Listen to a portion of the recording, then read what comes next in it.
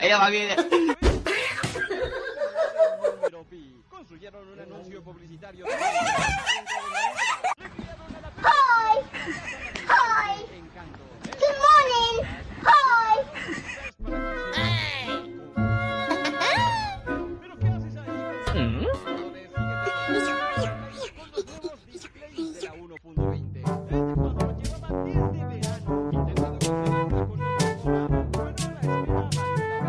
Hicieron los cubitos para That's right. el teclado. You and me. Right now. We're having it out. Let's go. Come on. Come on. Parece que tiene una corona. Llevaba 7 minutos buscándolo y por fin lo encontró. Ah!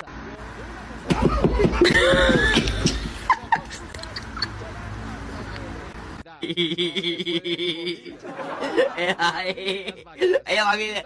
Gilio.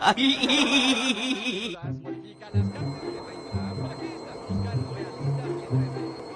Los jugadores survival con asistencias de guardianes absurdamente épicas. ¿Te habías dado cuenta que el Minecraft de consolas es muchísimo más brillante que el Java Edition? ¿A quién no le gustaría tener una mochila de sniffer para el colegio? La abuelita de este jugador le pintó un ajolote. ¿Acaso conoces el juego de Beat Saber?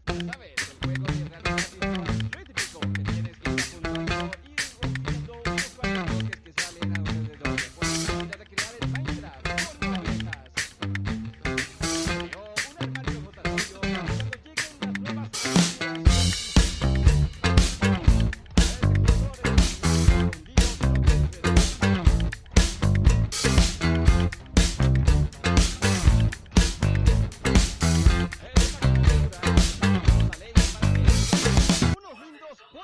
un Pokémon muy reconocido. A ver, ¿puedo darle una manzana?